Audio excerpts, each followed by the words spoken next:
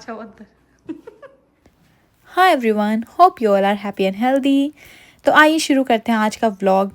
इस बार हम मेरे बर्थडे पे ग्रीस गए थे, जो कि एक वाइज डिसीजन नहीं था बिकॉज ग्रीस जुलाई में बहुत ज़्यादा हॉट टू हैंडल हो जाता है। बहुत ज़्यादा गर्मी थी वहाँ पर। तो हमने सिर्फ 2 प्लेसेस ही चूज़ करे थे, Santorini and Athens. I guess I am pronouncing it correct और maybe not. So Santorini हम 2 दिन रहे, उसके बाद हम चले गए Athens and this was the studio apartment that we booked. And look at this, they planned a cute little surprise for me and I'm very touched. Thank you so much. The place was very cozy and chota sa tha. I think it's sufficient for a couple or a couple with a small kid.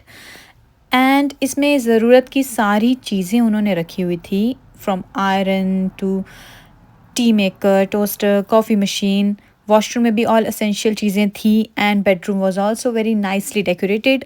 We loved it. तो चलिए घूमते घूमते Greece की history भी जान लेते हैं थोड़ी सी, और अब मैं आपसे मिलूंगी वीडियो के एंड में। Welcome to Athens, the city where history isn't trapped in museums. It breathes through the streets. We'll explore a mix of gods and heroes, wonder where philosophers shaped the world, and uncover hidden corners most tourists never see. So grab your sandals. We're walking through 2,500 years of stories, secrets, and soul. Let's begin with secrets of the Hellenic Parliament. Imagine standing at the heart of Athens before a grand neoclassical building, guarded by soldiers in pleated skirts and pom-pom shoes. You're not just looking at any government building, you're standing before a palace that once housed kings, survived wars, revolutions, and fires, and today stands as the beating heart of Greek democracy. This is the Hellenic Parliament, a witness to Greece's journey from monarchy to modern republic. Long before it became parliament, this was the royal palace of King Otto of Greece.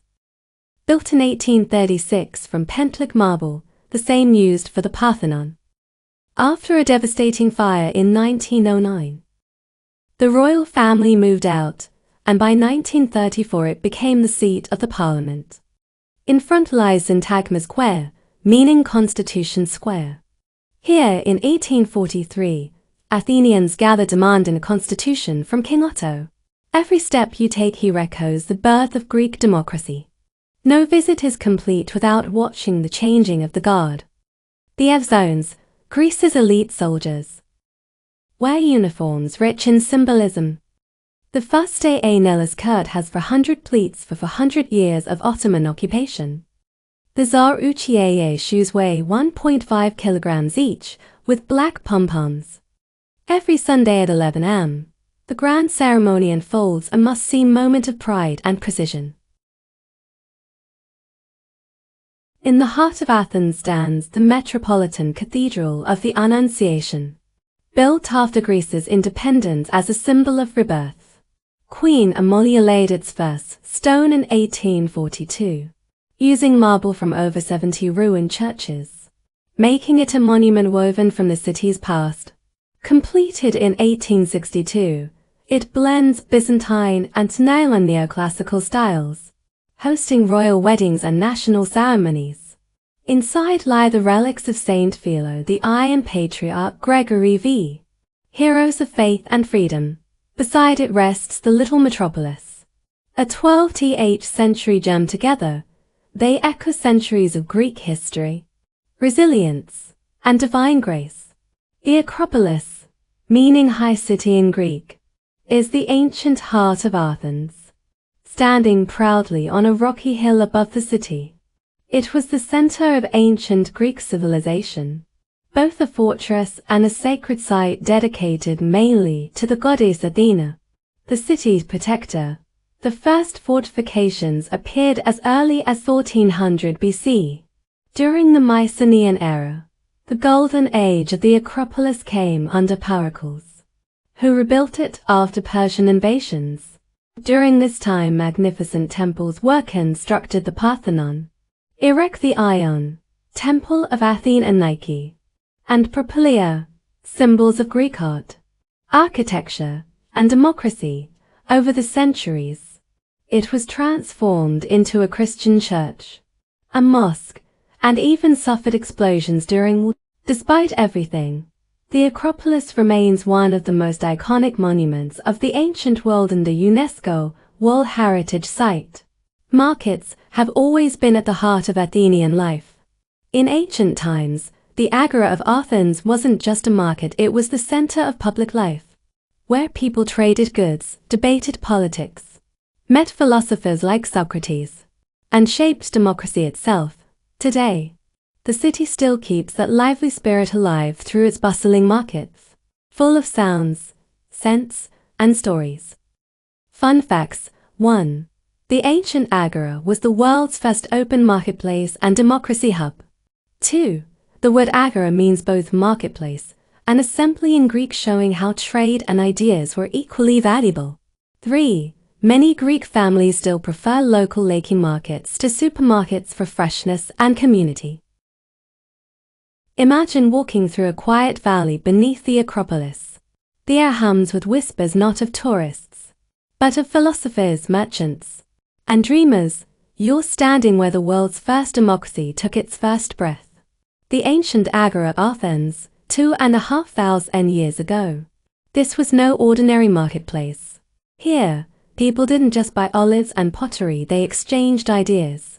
It was a place where anyone could stand up and speak their mind, and one man did: Socrates. Now, let's step further back, to the birth of Athens itself. Our story begins with a divine rivalry. Poseidon struck the rock with his trident, creating a saltwater spring. Athena planted an olive tree, a gift of peace and wisdom. The people chose her gift, and so Athens was born. That sacred olive tree still grows on the Acropolis. In the Golden Age, 5th century BC, Athens wasn't just a city, it was an idea. But even gods and heroes fall. Athens faced wars against Persian, Peloponnesian, Roman, yet it always rose again. The Parthenon became a church, a mosque and an explosion site, but Athens never died. In the Agora, under the olive trees, Socrates, Plato, and Aristotle ask timeless questions. What is truth? What is justice? What makes a good life? His words challenged the powerful, so much that they condemned him to death. Yet, those same questions still shape how we think today. Long before the skyline of Athens sparkled with lights, legend says the goddess Athena was building her beloved city. She wanted her temple, the Parthenon, to sit upon the highest hill, a symbol of strength and wisdom visible from everywhere. So one night, Athena set out carrying a massive rock from the Pallene Peninsula, miles away, to fortify the Acropolis. But as she flew over Attica, she heard terrible news. A crow whispered at the women of Athens had angered the gods by revealing a divine secret. Furious and distracted, Athena dropped the rock right where she stood.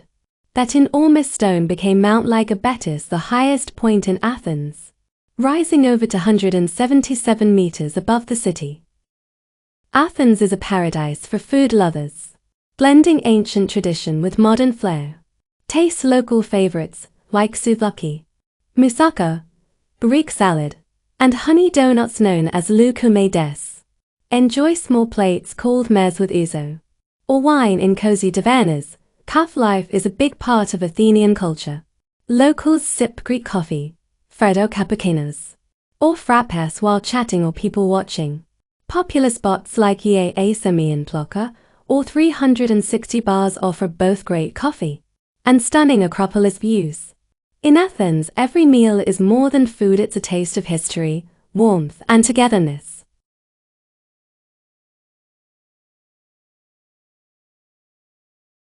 1. Best time to visit: spring. April, June, and autumn. September, October have pleasant weather and fewer crowds. Avoid peak summer, July, August. It's very hot and busy. Turn your sightseeing early. Visit the Acropolis early morning or late afternoon to avoid heat and long queues. Buy a combo ticket that covers the Acropolis, ancient Agora, Roman Agora, and more. It saves money and time. 3. Getting around metro is clean, cheap, and connects major attractions. Walking is the best way to explore Plaka, Monasteriki, and Syntagma areas. Use Google Maps or City Mapper to navigate easily. 4. Eat like a local. Try small tavernas over touristy restaurants. Eat late. Locals dine around 9 p.m. Always order house wine, it's affordable and surprisingly good. 5. Money and tipping. Greece uses the euro. Most places accept cards, but carry some cash from markets and small cafes. Tipping 5–10% is appreciated but not mandatory. 6. Stay hydrated. Athens can get hot. Carry a water bottle. You can safely refill from public fountains. Thanks for watching, guys. We'll see you in next video. Bye bye.